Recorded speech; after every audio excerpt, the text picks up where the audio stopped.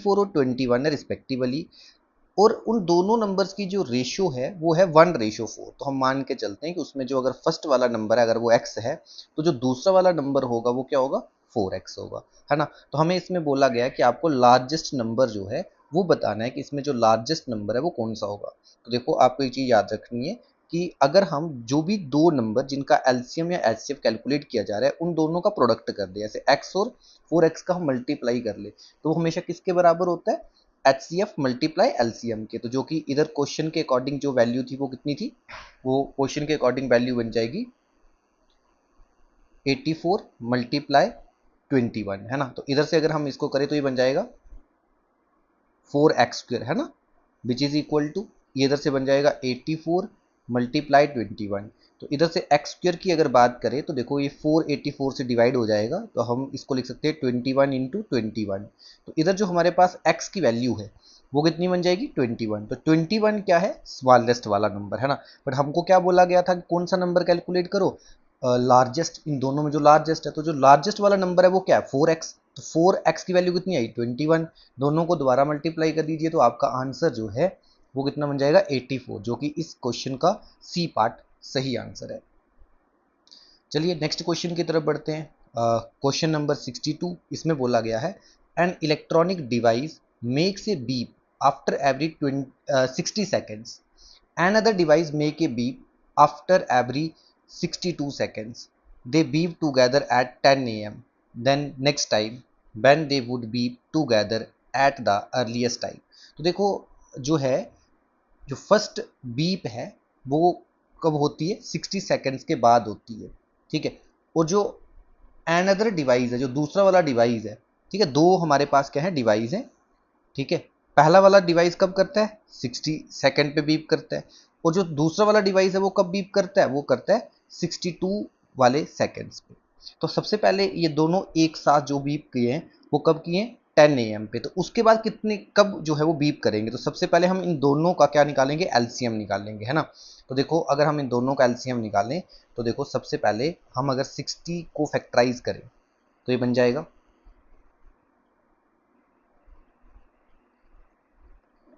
और ये बन जाएगा 51, है ना। इसी तरह से हम 62 को फैक्टराइज कर लेते हैं तो देखो ये कितना बन जाएगा, 2, और इधर कितना आ जाएगा हमारे पास 31, और 31 इधर आ जाएगा। तो अगर आप देखें तो इन दोनों में जो कॉमन है वो क्या है, सिर्फ 2 ही कॉमन है ना। तो इधर से हमारा जो मल्टीपल बन जाएगा 3 5 जा 15, और ये 2 का हो गया 30, है ना। उसके बाद 30 को 2 के साथ हो जाएगा 60, और 60 को हम 31 से मल्टीप्लाई कर देंगे, है ना। तो 31 मल्टीप्लाई 6 कर देते हैं, 6, और ये बन जाएगा। तो जो इन दोनों नंबर्स का 60 और 62 का हमने एलसीएम कैलकुलेट करा, तो वो एलसीएम क्या होगा, वो एलसीएम आ जाएगा 1860, है ना। ये बात सबको समझ में आ गई होगी। अब देखो ये किस में आया है, सेकेंड्स में आया है। अगर हमको इसको मिनट्स में कन्वर्ट करना है तो देखो 860 को अगर मेरे को मिनट्स में कन्वर्ट करना है तो डिवाइड कर दूंगा कितने, किससे, 60 से, है ना। तो ये जीरो कैंसिल होएगा, 31 सेकेंड्स के बाद जो है, 31 मिनट्स के बाद ये बीप करेगा। तो पहला बीप कितने बजे हुआ, जो दोनों एक साथ बीप करे वो कब कितने बजे करे, 10 AM पे। नेक्स्ट टाइम कब एक साथ बीप करेंगे भाई, 30 मिनट्स के बाद, 31 मिनट्स के बाद। 31 मिनट्स कब हो रहे हैं भाई, बी पार्ट 10:31 पे, है ना। तो मेरे को लगता है कि ये क्वेश्चन किस तरह से करना था सबको समझ में आ गया होगा। चलिए तो नेक्स्ट क्वेश्चन है। नेक्स्ट क्वेश्चन में बोल रहा है 1/3 of the boys and 1/2 of the girls of A college participate in A social work project. कोई एक सोशल वर्क प्रोजेक्ट किसी कॉलेज का चल रहा है जिसमें जितने भी बॉयज थे, ठीक है, जितने भी नंबर ऑफ बॉयज में से थे उसमें से सिर्फ 1/3 बॉयज ने, और गर्ल्स में जो है वो 1/2 गर्ल्स ने पार्टिसिपेट करा। आगे बोल रहा है if the number of participating student, जिन भी बच्चों ने पार्टिसिपेट करा वो बच्चे, टोटल पार्टिसिपेट करने वाले बच्चे कितने थे, आप वो क्वेश्चन में दे रखा है, वो थे 300, out of which 100 are boys. जो पार्टिसिपेट कर रहे थे, ठीक है, उनमें जो बॉयज थे वो कितने थे, सिर्फ 100 बॉयज थे। तो आपको ये चीज बताना है कि total number of students college में कितने होंगे। देखो अगर हम बात करें तो जो टोटल का 1/3 है ना, वन थर्ड ऑफ बॉयज़ मतलब जितने भी कॉलेज में टोटल बॉयज़ थे वो पार्टिसिपेट उसमें से कितने कर रहे थे, हम बोलेंगे भाई 100 बॉयज़ जो है वो पार्टिसिपेट कर रहे थे, है ना। प्लस हम मान के चलते हैं कि उस कॉलेज में जो टोटल नंबर ऑफ गर्ल्स हैं वो गर्ल्स कितनी है, 100 हैं। वो गर्ल्स कितनी है, एक्स हैं। पर जो पार्टिसिपेट कर रही थी वो कितनी कर रही थी, आधी। तो x/2 ने पार्टिसिपेट करा। देखो जितने बॉयज़ ने पार्टिसिपेट करा, जितने जितने गर्ल्स ने पार्टिसिपेट करा, उन दोनों का सम कितना था, क्वेश्चन के अकॉर्डिंग 300। तो इधर से हम ये निकाल सकते हैं कि उस कॉलेज में टोटल नंबर ऑफ गर्ल्स कितनी थी, है ना। तो अगर हम इधर से इसको कैलकुलेट करें तो ये बन जाएगा x/2 इधर ही, और ये बन जाएगा 200। तो x की वैल्यू बन जाएगी 400। तो इस कॉलेज में हमने सबसे पहले ये कैलकुलेट कर लिया कि भाई जो टोटल नंबर ऑफ गर्ल्स हैं वो 400 है। अब देखो टोटल जो बॉयज़ हैं अगर उनका नंबर y है, ठीक है, और y का 1/3 किसके बराबर है, 100 के बराबर है। तो इसका मतलब y जो टोटल बॉयज़ हैं वो कितने होंगे, 300। तो इसी कॉलेज में जो बॉयज़ का नंबर है वो कितना है, 300, है ना। ये आप देख सकते हैं मेरे को कैसे पता चला, इधर देखो स्टेटमेंट में 1/3 ऑफ बॉयज़, ठीक है, जो है वो पार्टिसिपेट कर रहे हैं, और इधर लिखा है 100 बच्चे पार्टिसिपेट कर रहे हैं। तो मैंने बोला y टोटल थे, y का 1/3 100 के बराबर, तो इधर से y हो गया 300। तो देखो गर्ल्स कितनी है, 400, बॉयज़ कितने हैं, 300। तो पूछा था but is the total number of student in the college. तो कॉलेज में टोटल बच्चे कितने होंगे भाई, गर्ल्स और बॉयज मिला लो 700। तो टोटल इसका आंसर बन जाएगा 700। चलिए नेक्स्ट क्वेश्चन की तरफ बढ़ते हैं। तो अगला क्वेश्चन आपकी स्क्रीन पर, तो देखो इसमें क्या बोल रहा है, it's stairway 10 feet high is such that each step account for half a foot upward and 1 foot forward. देखो कोई भी एक स्टेयर है जिसमें ऊपर की तरफ देखो ये आ गया हाफ, ऐसे हाफ, और फिर इस तरह से 1, और इसकी जो हाइट है, ठीक है, इसकी जो हाइट है वो हाइट कितनी है, वो क्वेश्चन में बता रखा है, इसकी हाइट जो है वो है 10 फीट। तो आप देखोगे हाफ हाफ काउंट करोगे तो ऐसे कितने स्टेप्स बनेंगे, देखो ये हो गया 1, फिर इसी तरह से ये होगा 2, फिर 3, इसी तरह से कितने स्टेप्स ऊपर जाएंगे, तो हाफ हाफ हाफ करते जाएंगे, 10 फीट तक हाइट तक जाना है। तो आप बोलोगे सर इसी तरह के जो स्टेप्स हैं वो कितने स्टेप्स बन जाएंगे, 20 स्टेप्स बन जाएंगे। कितने स्टेप्स बन जाएंगे, 20 स्टेप्स, है ना। आगे क्वेश्चन को समझें अगर, तो आपको ये बोला गया है कि but distance will and ant travel, एक चींटी इन स्टेप से चल रही है तो कितना डिस्टेंस ट्रैवल करेगी, देखो एक स्टेप में कितना डिस्टेंस ट्रैवल करेगी आप देखेंगे तो वो करेगी 1.5। तो 20 में कितना करेगी, आप बोलोगे 30 फीट। बट जब ये लास्ट में पहुंचेगी, देखो इधर ये वाला आगे का पार्ट नहीं आएगा, ध्यान देना, ये ब्लू में जो आज लास्ट स्टेप की अगर बात करें, ठीक है, ऐसे इसमें ऊपर स्टेप चलते रहेंगे एंड सो ऑन, पर लास्ट स्टेप में 1 फीट ऐड नहीं होगा। तो 30 में से एक माइनस करना है, ये बड़ी बार बच्चा भूल जाता है। तो 30 में से एक को माइनस कर देंगे तो आंसर बन जाएगा 29 फीट, जो इसका राइट आंसर है। ठीक है, चलिए आगे बढ़ते हैं। आप लोग जो है, अगर आपको किसी क्वेश्चन में लगता है कि कुछ डाउट रह गया तो आप प्लीज़ कमेंट सेक्शन में बता दें, नेक्स्ट वीडियो में उसकी एक्सप्लेनेशन दोबारा दे देंगे। चलिए, तो नेक्स्ट है if each child is given 10 sweets, ठीक है, अगर हर एक बच्चे को हम 10 स्वीट्स देते हैं, there are 3 sweets left over, तो उसके बाद 3 स्वीट्स बच जाती है, ठीक है। But if each is given 11, but अगर हम हर एक बच्चे को 11 देते हैं, ठीक है, then the number of sweets is 4 less, तो 4 कम पड़ जाती है। तो हमको बताना है टोटल नंबर ऑफ स्वीट्स कितने थे, ठीक है। देखो हर एक बच्चे को कितने स्वीट्स मिल रहे हैं, 10 स्वीट्स मिल रहे हैं, है ना। और उसमें जो है वो 3 स्वीट्स जो है वो 3 मिठाइयाँ जो है वो बच जाती है ना। अगर हम इस तरह से देखें तो अगर मैं ये मान के चलूँ कि इस सिचुएशन में जो बच्चे थे, बच्चों का नंबर था वो x था, तो देखो 10 इंटू एक्स, इसमें प्लस कर देंगे 3, विच इज़ इक्वल टू, अगली बार एक बच्चे को 11 मिली तो 11 इंटू एक्स, बट अब क्या होगी, कम पड़ गई, है ना। तो माइनस कर देंगे किसको, कितनी कम पड़ी, 4 माइनस कर देंगे। तो इधर से हम x कैलकुलेट करें, तो इधर से हम x कैलकुलेट करें जो बन जाएगा 11 माइनस 10x और बन जाएगा 7। तो इधर से x की वैल्यू निकल के आती है 7। तो हमारे पास जो टोटल बच्चे थे, है ना, वो कितने थे, 7 बच्चे थे। तो अब देखो टोटल स्वीट्स कितनी होंगी आप कहीं से भी कैलकुलेट कर सकते हो, देखो इधर से कर लीजिए, 10 x की वैल्यू डाल दें तो बन जाएगा 77 प्लस 3, है ना, नहीं नहीं 70 प्लस 3 73 आएगा, और 11 इंटू 7 माइनस 4 कर लीजिए तब भी कितना आएगा, 73 आएगा। तो जो राइट आंसर है इसका कितना बन जाएगा भाई, 73 इसका राइट आंसर बन जाएगा। क्लियर होगी बात। चलिए अगले क्वेश्चन की तरफ बढ़ते हैं। अगला क्वेश्चन है, in a family the average age of a father and a mother is 35 year. ठीक है, the average age of the father mother and there only son is 27 year but is the age of son. तो देखो जब भी बात आएगी ना average की, तो एक बात याद रखना, एवरेज हमेशा क्या होता है भाई, सम ऑफ ऑब्जर्वेशन, ठीक है, divided by number of observation. Clear है। अगर हम पहली सिचुएशन को समझें तो एवरेज की जगह पे कितना आ जाएगा भाई, आप बोलोगे सर 35 आ जाएगा। भाई नंबर कौन था, फादर और मदर, तो डिनोमिनेटर में आ जाएगा 2। तो इन दोनों का जो सम था, ठीक है, मदर और फादर का, वो कितना बन जाएगा भाई, 70 बन जाएगा। क्या बात समझ में आई भाई? आई होप कि सबको आ गई होगी। अब देखो अगली वाली सिचुएशन में क्या बोल रहा है भाई, एवरेज कितना है 27। क्लियर होगी बात। इस सिचुएशन में अगर हम सम कैलकुलेट करें तो सम, और अब नंबर कितना हो गया, मदर फादर और ओनली सन, तो ओनली सन के लिए नंबर कितने हो गए, 3। अब इधर जो सम था वो कितना बन गया, देखो 7 3 जा 21, 1 कैरी, और 3 2 जा 6, 6 और 2 हो गया 8, तो कितना बन गया भाई 81, है ना। तो देखो इसमें जो हमें सन की एज बतानी है, तो देखो जो बाद की एवरेज है वो उसका सम 81, पहले का 70, दोनों को माइनस कर दो तो आंसर क्या आएगा 11। तो 11 ईयर ही हमारे पास क्या बच जाएगा, बच्चे की जो सन की एज आ जाएगी। चलिए अगले क्वेश्चन की तरफ बढ़ते हैं। अगला क्वेश्चन है, a library has an average of 510 visitor on Sunday. ठीक है, एवरेज जो विजिटर आते हैं संडे के दिन वो कितने हैं, 510, एंड 240 ऑन अदर डेज, बाकी दिन जो भी होते हैं उनमें जो एवरेज रहता है वो कितना रहता है, 240 एवरेज रहता है।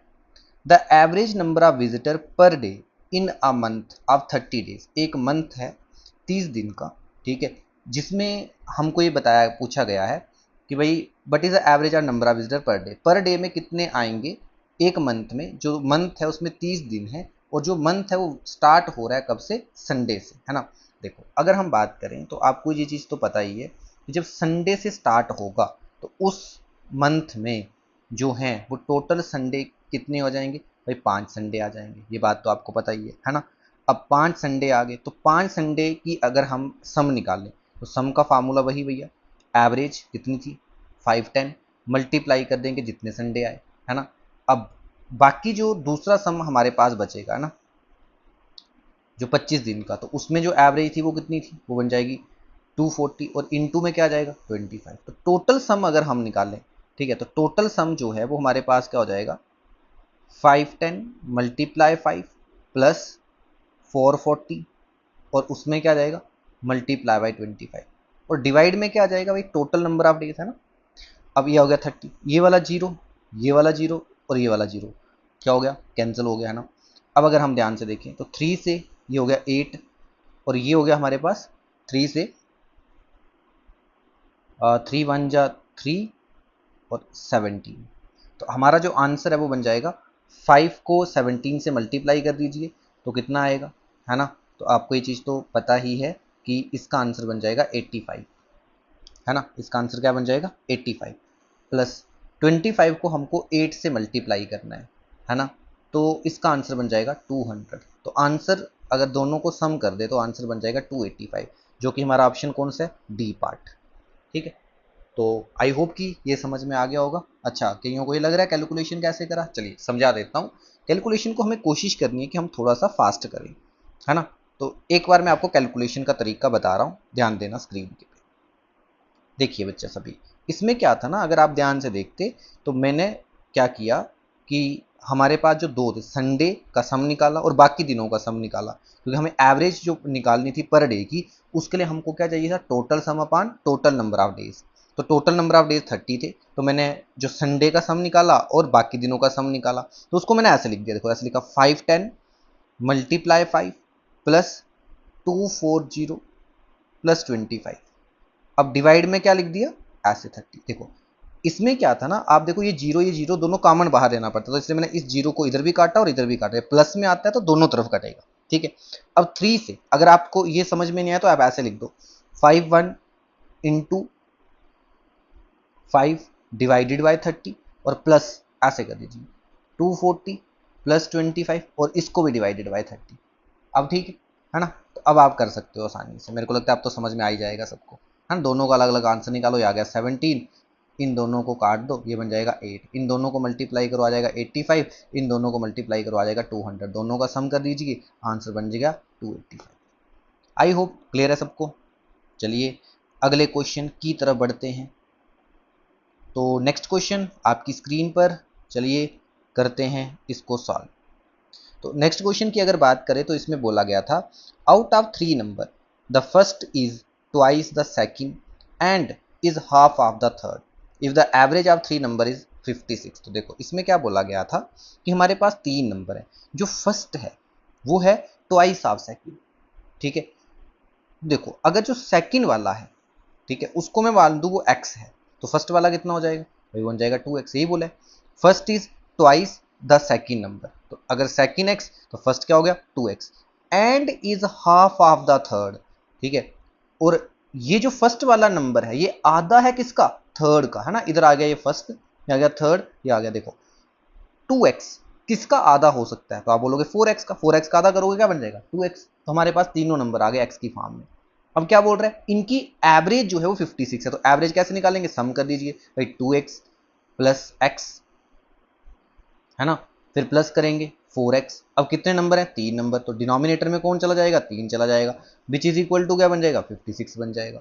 अगर आप ऊपर देखें तो ये बन जाएगा 7x इज इक्वल टू 56, और ये 3 उधर मल्टीप्लाई में चला गया, ये दोनों कट गए, है ना। तो इधर हमारे पास x की जो वैल्यू है वो कितनी बन जाएगी, 7 8 जा 8 इंटू 3 दैट इज 24। तो इस सिचुएशन में हमारे पास x कैलकुलेट हो चुका है और x की वैल्यू कितनी आ गई है 24 आ गई है, ठीक है। अब हमको क्या बोला था, then difference of first and the third number is, कई बार बच्चा क्या करता है 24 निकालता है ऑप्शन मार्क कर देता है, नहीं, क्वेश्चन को आगे पढ़िए, ये सबसे बड़ी गलती होती है, इसको सिली मिस्टेक्स बोल सकते हैं। फर्स्ट और थर्ड नंबर के बीच का डिफरेंस कैलकुलेट करना है, तो अगर हम बात करें सबसे पहले फर्स्ट नंबर की, तो वो कितना होगा, आप बोलोगे सर 48, है ना, 2x है। और अगर हम मल्टीप्लाई, अगर हम बात करें किसकी, कौन से वाले, पहले हम ऐसे कर देते हैं, ठीक है, आसान कैलकुलेशन के लिए, third difference of first and third number. तो देखो इधर मैं आपको रेड कलर में दिखा रहा हूँ भैया, हमारे पास जो है वो थर्ड नंबर था 4x, उसमें से माइनस कर दीजिए 2x, तो आंसर क्या बन जाएगा 2x बन जाएगा, तो हो गया 2x की वैल्यू कितनी आई 24, तो आंसर क्या बन जाएगा 48, है ना। ऐसे जल्दी कैलकुलेशन हो जाएगा। क्लियर होगी बात, क्लियर होगी बात, ठीक है। चलिए अगले क्वेश्चन की तरफ बढ़ते हैं। अगला क्वेश्चन देखिए, 4 year ago the average age of a family of 4 person was 18 year, ठीक है, 4 साल पहले जो एवरेज थी, एक फैमिली के 4 पर्सन है, उनकी जो एवरेज थी वो कितनी थी, वो कितनी थी 18 ईयर थी। ड्यूरिंग दिस पीरियड, इसी समय में, मतलब यानी 4 साल के दौरान, ए बेबी वाज बॉर्न, एक बच्चा जो है वो उनके घर में पैदा होता है। टुडे, अगर हम आज की बात करें, if the average age of the family is still 18 year, आज भी जो उनकी फैमिली है उनकी एवरेज एज कितनी है, एवरेज एज कितनी है भाई 18 साल ही है। The age of the babies, तो बच्चे की उम्र कितनी होगी, तो देखो ध्यान से, अगर हम 4 साल पहले की बात करें तो उनका जो सम होगा, 4 मेंबर थे तो उनका जो सम होगा वो बन जाएगा 18 मल्टीप्लाई बाय 4, ठीक, कब की बात हो रही है 4 साल पहले की बात हो रही है ना। अगर हम इस सम को ध्यान से देखें तो 4 8 जा 32, है ना, 3 कैरी 4 बन जा, तो ये सम कितना आएगा 70, ये 4 साल पहले। अब देखो जब 4 साल बाद की बात हो रही है तो जितने भी फैमिली मेंबर्स थे, है ना, जितने भी फैमिली मेंबर्स थे सबकी उम्र बढ़ेगी 4 4 साल, तो 4 फैमिली मेंबर, तो उम्र कितनी बढ़ गई, आप बोलोगे सर 16 साल उम्र बढ़ गई, है ना, कितनी उम्र बढ़ गई भाई 16 साल उम्र बढ़ गई, है ना। अब देखो अगर आज की डेट में उनकी फैमिली का हम सम निकालें, ठीक है, आज की डेट में उनकी जो फैमिली मेंबर्स हैं उनका हम सम निकालें, बट आज की एज में एक बच्चा पैदा हो गया तो फैमिली मेंबर कितनी हो गई, फैमिली मेंबर कितनी हो गई भाई, आज की डेट में उनके फैमिली मेंबर्स जो होंगे वो 5 हो जाएंगे, है ना। तो इधर हम 18 को 5 से अगर मल्टीप्लाई करते हैं, ठीक है, तो हमारा आंसर कितना आता है, आप बोलोगे सर 90 आता है, आंसर कितना आता है 90। बट अगर हम 4 साल अगर वो टेन्योर देखें तो इस 72 में हम क्या कर देंगे, ये जो उनकी उम्र बड़ी है, कितनी बड़ी है, 4 बंदों की 16 बड़ी है, तो इसको ऐड कर दो तो कितना बन गया 88, है ना। क्लियर होगी बात, क्लियर होगी बात। तो अब देखो ये था पुराना सम, ये था नया सम, दोनों में कितना अंतर आया भाई, 2 का अंतर आया। तो जो अंतर है वही किसकी एज है, बेबी की एज है। तो इस क्वेश्चन में जो बच्चा है उसकी उम्र कितनी आ जाएगी, 2 ईयर। तो सिर्फ मैथ्स के अंदर फार्मूले क्रैम नहीं करने हैं, सिचुएशन को समझना है और सिचुएशन के अकॉर्डिंग रिएक्ट करना है, आप लोगों का आंसर आ जाएगा। देखो इसमें मैंने कोई फार्मूला नहीं लगाया है ना, आपका average is equal to sum upon number होता है, मैंने सीधा बता दिया सम होता है एवरेज मल्टीप्लाई नंबर। तो पहले 4 साल पहले इतना था, बट आज की डेट में यही एवरेज बढ़ जाएगी, क्योंकि बंदे तो 4 ही रहेंगे, बट उन सबकी 4-4 साल उम्र बढ़ जाएगी। तो 4 लोगों की 4-4 साल उम्र बढ़ेगी, तो भाई उनका सम कितना हो जाएगा, 88 हो जाएगा आज की डेट में। आज की डेट में 5 लोगों का सम कितना आएगा, 90 आएगा। तो डिफरेंस कितना होगा, 2 का, वही बच्चे की उम्र है। क्लियर होगी बात। चलिए आगे बढ़ते हैं नेक्स्ट क्वेश्चन की तरफ। तो नेक्स्ट क्वेश्चन आपकी स्क्रीन पर देखिए, the monthly income of a person was RS 13,500। तो एक पर्सन है जिसकी मंथली इनकम हमको बता रखी है जो 13,500 है। ठीक है, एक पर्सन की मंथली इनकम हमको बता रखी है जो 13,500 है, और उसका मंथली खर्चा जो है वो कितना है, 9,000। तो इसका मतलब वो सेविंग कितनी करता होगा। ठीक है, ये होगी उसकी भैया इनकम, ये हो गया उसका एक्सपेंस, और ये होगी उसकी सेविंग। तो डेफिनेटली, सॉरी एक मिनट ध्यान देंगे,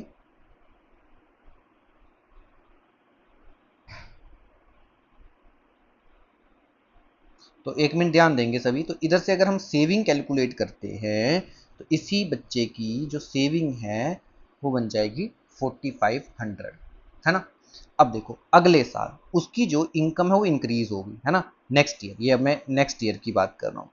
भाई इनकम कितनी इंक्रीज हुई, 14%। अब देखो इसका 14% कैसे निकालना है। सबसे पहले हम निकालेंगे 10%। तो 10% निकालने के लिए कुछ नहीं करते, सिर्फ एक जीरो काट दो इनकम का। तो 10% के हिसाब से उसकी जो इनकम है वो बन जाएगी 1350। बट 1% के हिसाब से कितनी बढ़ेगी, तो वो सेम तरह से दो जीरो काट दो, वो बढ़ जाएगी 135। 135 को 4 से मल्टीप्लाई कर दो तो बन जाएगा 20, 2 कैरी, 4 3 जा 12 और 2 हो गया 14, फिर 1 कैरी, 4 1 जा 4 और 1 5, तो इधर बन जाएगा 540। ठीक है, दोनों को प्लस कर दो। तो उसकी जो इनकम है 14% बढ़ी, तो उसकी जो इनकम है वो कितनी बढ़ गई, तो जो इनकम इंक्रीज हुई वो मैं लिख रहा हूँ 890। अब जो न्यू इनकम बन गई, जो न्यू इनकम बन गई वो कितनी बन जाएगी, वो कितनी बन जाएगी,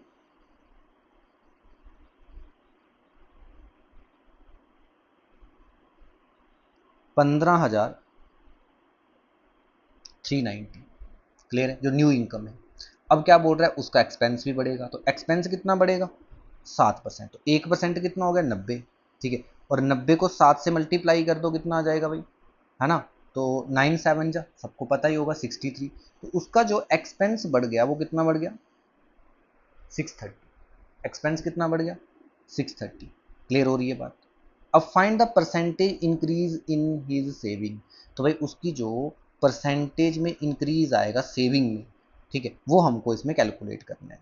ठीक है, अगर आप ध्यान से देखें तो इसमें हमको सिर्फ ये कैलकुलेट करना था कि उसकी सेविंग कितनी इंक्रीज हुई। तो देखो उसकी इनकम कितनी बढ़ी, आप बोलोगे सर 890, उसका एक्सपेंस कितना बढ़ा 630, दोनों का डिफरेंस ले लो, ये क्या बन जाएगा हमारे पास कि कितनी सेविंग उसकी बढ़ी, है ना। तो 680 में से 680 में से सिक्स सॉरी हाँ 890 में से 630 को माइनस करेंगे तो बन जाएगा 0, ये वैल्यू बन जाएगी 6, ये वैल्यू बन जाएगी, तो ये बन जाएगा हमारे पास इतना सेविंग उसका बढ़ गया 1260। कितने पे बढ़ा, पहले क्या था 4500, मल्टीप्लाई कर देंगे किससे, 100 से, ये दोनों कट गए, ये दोनों कट गए, है ना। अब हमको कुछ नहीं करना, 45 से 1260 को डिवाइड कर देना है। ठीक है, तो पहले मैं इधर से 2 डिजिट लेता हूँ, तो ये देखिए 2 का आएगा। अब देखो इस ऑप्शंस में अगर आप ध्यान से देखें तो पहला डिजिट 2 एक ही ऑप्शन में है ना, आगे क्वेश्चन को करने की नीड ही नहीं है ना। 45 का 3 से अगर हम मल्टीपल ले लेंगे तो उसकी जो वैल्यू है वो 135 आएगी, है ना। तो इसका मतलब इसका बी पार्ट सही आंसर है। आप कर लेना पूरा, 1260 को डिवाइड करना 45 से आपका 28 ही आंसर आएगा। आप कर भी सकते हैं, कोई दिक्कत की बात नहीं है ना। आप इधर से अगर करना चाहें तो आप इधर से 90 माइनस करोगे तो ये बन जाएगा 36, 360 और 45 मल्टीप्लाई 8 बन जाएगा 360। क्लियर होगी बात, क्लियर होगी बात। तो आई होप कि इधर तक जो भी क्वेश्चंस हमने किए वो आप सबको समझ में आ गए होंगे। ठीक है, अगर आपको ये जो वीडियो है वो पसंद आया तो आप लोग प्लीज़ इस वीडियो को जो है वो लाइक करें। अगर किसी क्वेश्चन में कोई कन्फ्यूज़न है तो कमेंट सेक्शन में क्वेश्चन टाइप कर दें। आगे के जो क्वेश्चंस हैं उनको मैं आपको नेक्स्ट क्लास में जो है वो करवा दूँगा।